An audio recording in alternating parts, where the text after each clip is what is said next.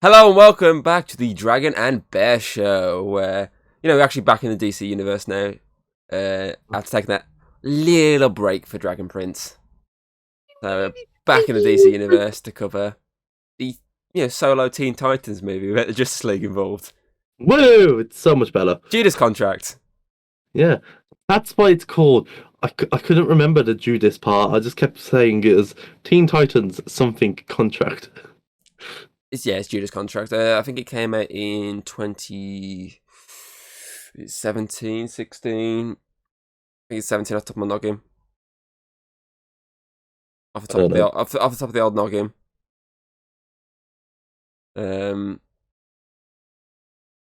yeah, it's the solo outing of the Titans following their introduction in the Justice League crossover movie. Yeah. When the movies first started, I was like, "Wait, is this the right movie?" Yeah, because it's the flashback at the start, which is Yeah, one of the best parts of the movie is the flashback. I was a bit thrown off because I forgot about it in the movie because we've all seen the movies before, Yonks ago. Yeah, and I was just like, "Wait, is this the right movie?" Because I remember messaging you saying, "Is this the right movie with a screenshot?" Yeah, them in the car, yeah. And I was like, it was Beast Boy, man. Yeah, because he looks different. Well, it's not just that, but if it's a flashback, like he hasn't aged at all. It's a different Beast Boy, though. I think. Is it? Yeah, but I don't know. I don't know what. I can't remember if they've ever actually acknowledged a different Beast Boy. I don't think they have. The only Beast Boy I know is Garth. Yeah. The one that's like in everything. So obviously, unless that's it, I don't know. Unless he just doesn't age. As some other poor fucker just gone green. Unless it's the same one and it just doesnn't age. Because I'm pretty sure it's a different Garth. It's not the same one. I don't know because he started doing Instagram or Twitter or whatever it was, their version in the past, and then he carried it on as well. Do you want to Google it for you? Teen Titans. Yeah, you can Google it for me. Judas. Like a good little boy. Contract. Flashback. Come on, Radiator. Come on. Heat up more, please. Really cold. Can't someone turn the heating on in like the UK? Like everywhere. But yeah, I found it was a good movie, like altogether. And I really liked the flashback. And how Kid Flash and Robin are just like, I was gonna say they're not like trying to push on Starfire a bit with the kissing because of the different languages that they know. Like, what was it? First grade Spanish and all that kind of stuff. Yeah.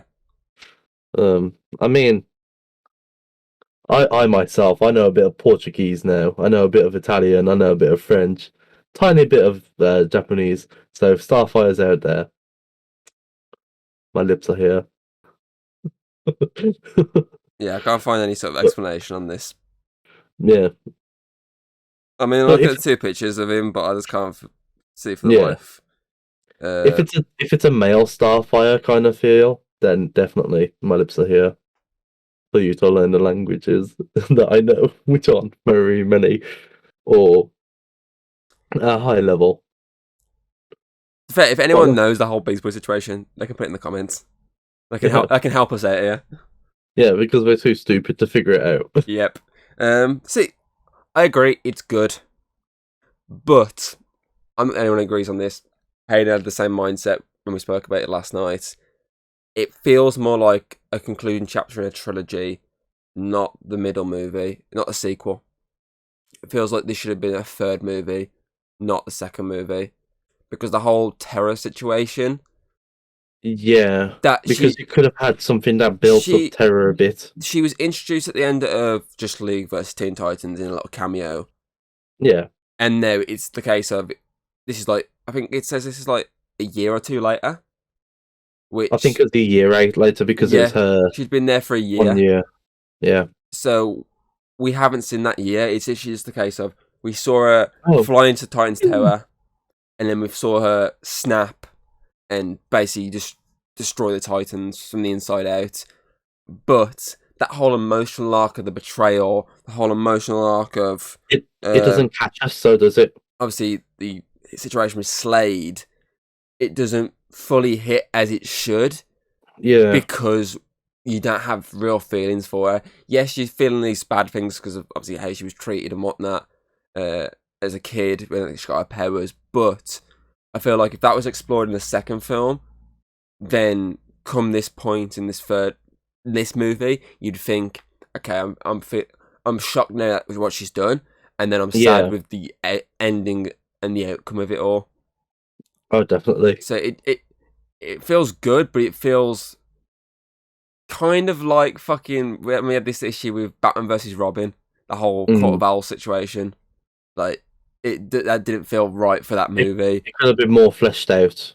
Yeah, it should have been more fleshed out. Like if there was a middle movie, you could have had her in the background, just like talking like to herself. Exactly. My suggestion to Hayden was the ending of the movie. She gets the phone call, and then it's like it's time, and obviously it just sort of ends in that situation.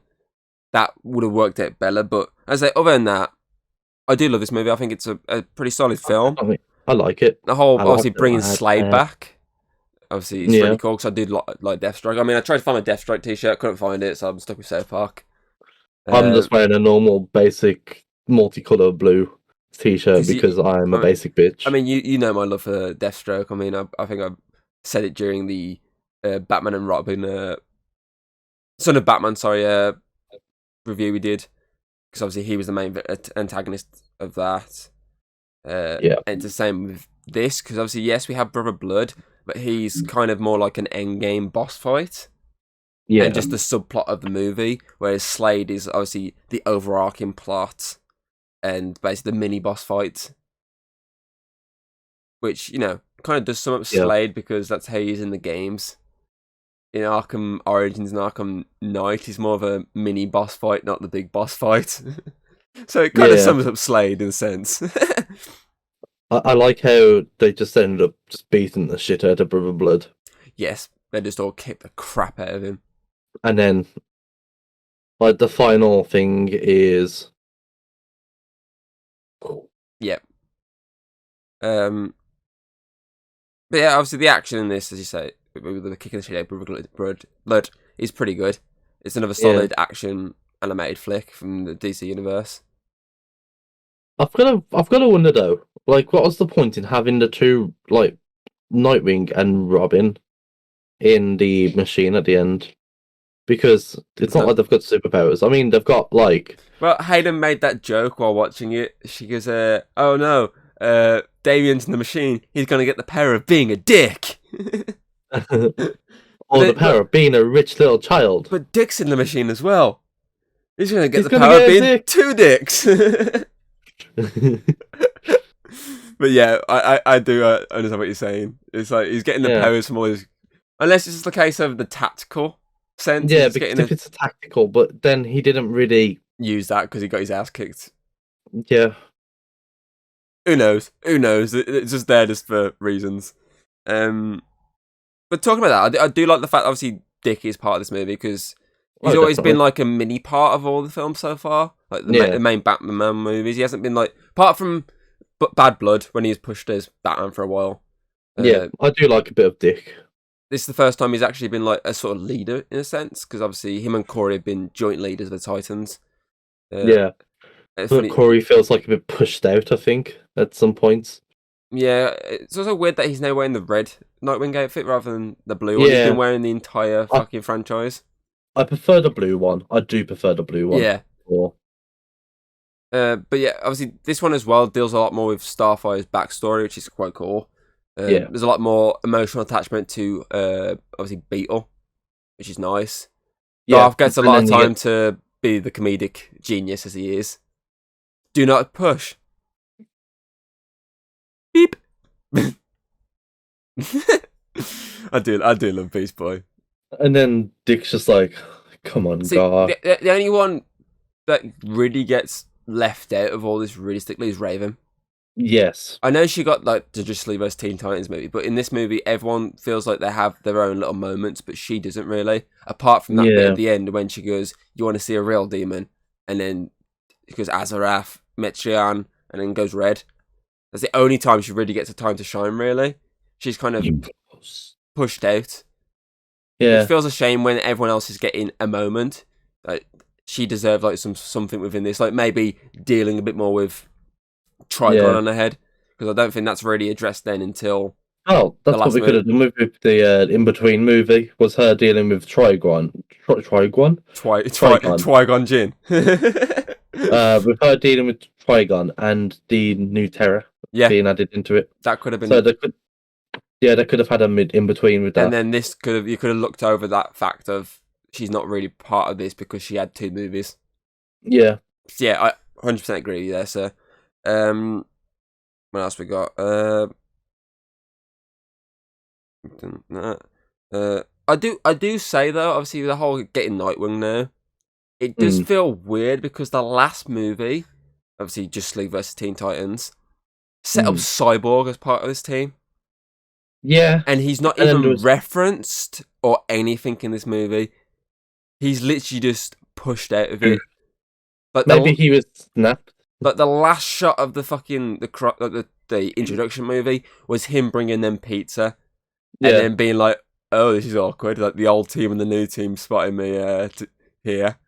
Like there was that moment, and it's just like he's not even like referenced. Like there's no acknowledgement of Cyborg ever being a part of the Titans. Yeah, which I find pretty weird.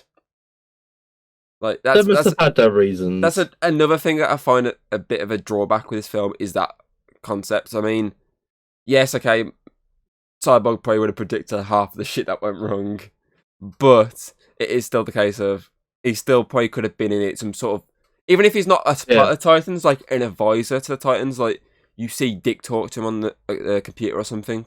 Yeah. Not and just like he's just on a spaceship or something going somewhere. Yeah, with the Justice League. Yeah, not just completely just blanking from the movie. So that's another sort of drawback I do have with this. Yeah. What else we got? I do like the obviously confrontation between Terror and Slade at the end. The whole anger, the whole throwing rocks at him, and it cuts away as he goes, "Ah, shit!" Boof. One thing. I get why, but I feel like she was kind of groomed. Well, obviously, she was groomed. I mean, she's the one that was trying to come on to him, which I found very weird. I found that very, Yeah. I mean, it was okay, the whole daddy-daughter sort of situation between them, because that made sense. But the whole her like getting turned on by him was kind of a bit weird. Not gonna lie. Yeah. At that point, I was like, I want out. Yeah. But I do love that whole concept there for the fact that they get the comment later on of, what's he do to you? Nothing, even though I've tried. I also like how Slade speaks to Damien like, I'm going to get you to call me daddy. Oh, no, Papa. And bring me my pipe. Here, Papa. Here's your pipe. I do think it was obviously they did the smart thing, obviously taking Damien out straight away, because he probably is one of the bigger threats.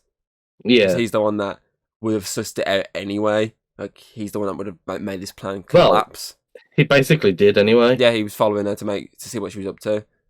So given more time, he would have sussed out she was bad and who she was working for. So obviously the right call is to take him out of the film entirely.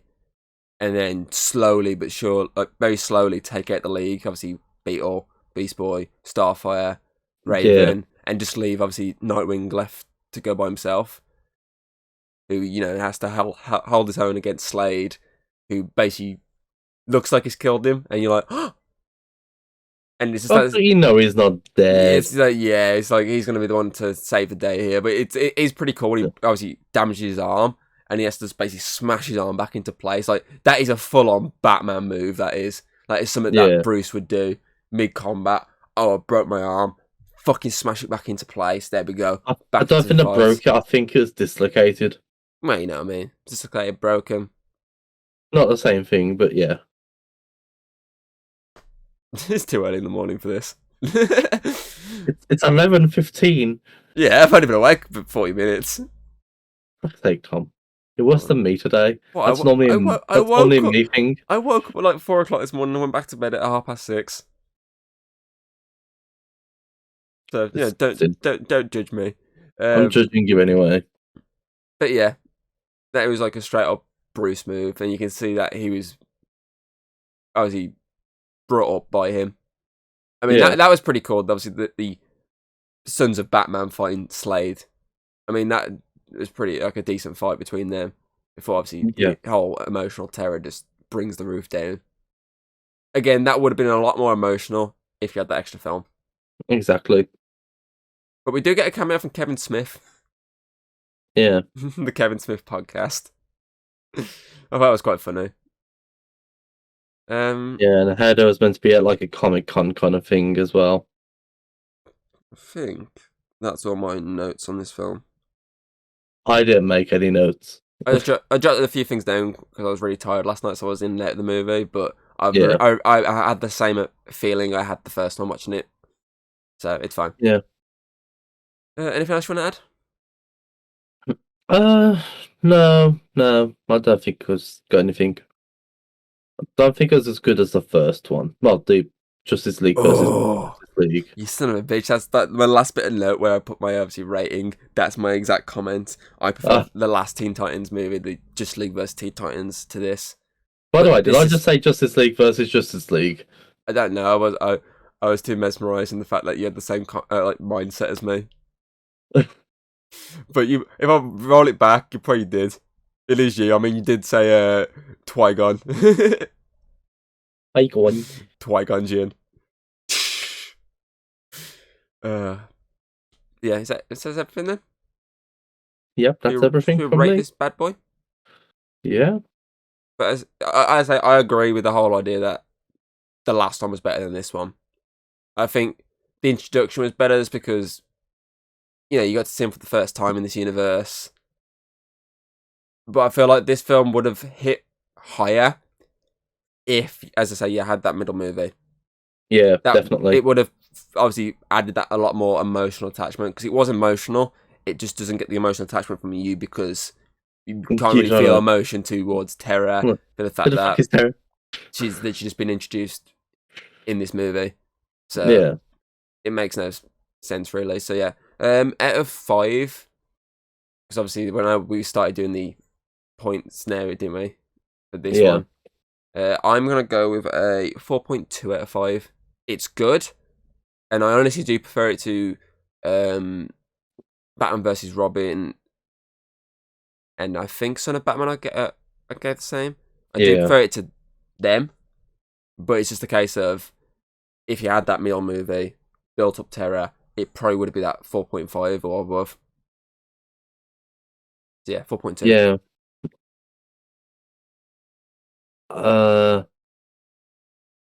Now my thing is, do I agree with you with 4.2? Do I go one above me, or do I go one below me? Because my first instinct was 3.9 because it's basically around a 4 for me. So it was either going to be a 3.9, 4, or 4.1. So I might just go for the in between and go for a 4. That makes sense. If you're juggling between 3.9 and 4.1, it just makes sense then just to go fuck it, middle. Yeah. Compromise. Like we said, that I think it would be better if it had like more emotional stakes with it, like instead of just having it like that. If they just built up terror a bit more. Definitely. But it's still a fun movie. It's still a really, really fun movie. Oh, definitely. It's just, they say, it's just missing that attachment. So yeah. Yeah. I can agree. My mindset was between 4 and 4.2. I could have probably just gone 4.1 though, couldn't I? Yeah. I originally went 4.3 in my mind. I went, no. Drop it down, Tom. Drop it down a bit. Okay. That's everything then. That's it. For our double dose of Dragon and Bear show this month. Ooh. Again, so it's basically the same for the next couple of months to double dosage. Oh, Uh, okay. we're sticking with DC because I want to save the more festive one for close to Christmas. Yeah. For the Christmas week. So we're sticking with DC for next month, which I believe is Suicide Squad Hell to Pay. I believe it's our introduction to the squad next. Mm, Uh, fun. yeah, because that one actually has Doctor Fate, in which we was like had this whole discussion before. But we don't remember him being in this universe, and then it's like, shit, no, he's actually a part of this. He's a male stripper. Anyway, yeah, hope you enjoyed. The usual bollocks. Hey, like, Yeah. subscribe. Check Alex Follow. out playing Pokemon on Twitch. Yeah. Currently playing Pokemon Violet. Yeah. And you can check my current big game, which is God of War. Ooh. Ooh. Ooh. Ooh. But yeah, Ooh. we hope you enjoyed, and we will hopefully see you for the next one. Until then, Bye. see ya. If you like what you've seen, don't be afraid to throw us a little like and subscribe. That's always very appreciated over here. And, well, I'll see you on the next video.